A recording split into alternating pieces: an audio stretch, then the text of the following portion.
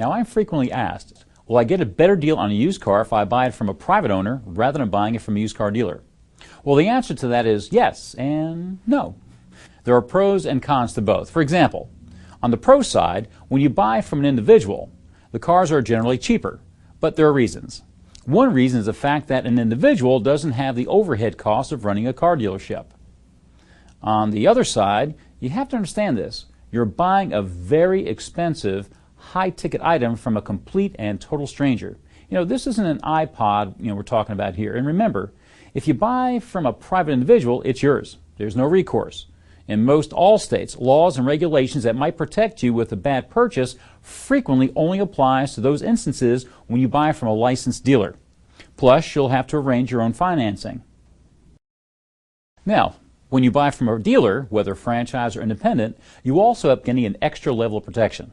Typically, you can purchase either a manufacturer-certified used car or an independent-certified used vehicle, both offering you peace of mind and assurances that the vehicle has been gone over very thoroughly. A reliable licensed dealer has his reputation online also. He's got his name out there. A dealer can offer financing in most cases, and you'll be able to get individual attention and sound advice from a professional sales consultant. Now, you'll pay more for this additional protection and peace of mind, but you'll have recourse. Remember, there's no assurance any vehicle will be totally trouble-free, so you'll want to take the vehicle to a mechanic to have it checked out. Using a source like Autotrader.com may aid in your search for a reliable dealer near you. Using social media to your advantage.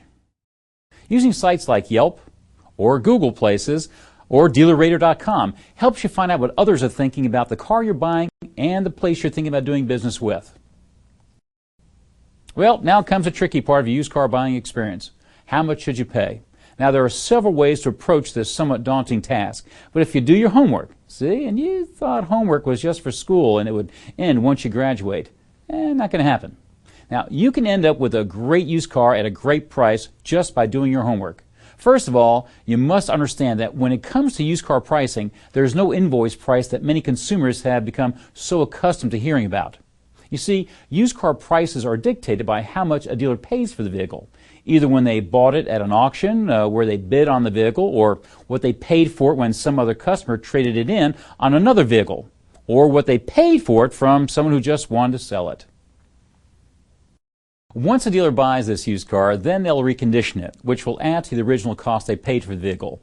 What they'll do is wash the car, check hoses, belt, brakes, and so on, all adding to the cost. So you see, terms like invoice and MSRP, manufacturer suggested retail price, really doesn't apply to used cars. Well, you got the general idea on types of prices, and you're checking sources out like Edmunds.com or Kelley Blue Book. These are the sources you need to use. Remember, these are only guidelines, however. Sellers aren't obligated to price the cars they're selling at these prices. A seller will take into consideration such issues as limited availability of a particular model, overall condition, and market demand, among other factors. But these sources are a good place to start. Your local bank or credit union can also help you because they have access to other pricing sources such as NIADA or Black Book. You'll want to be familiar with the classification process of these various sources.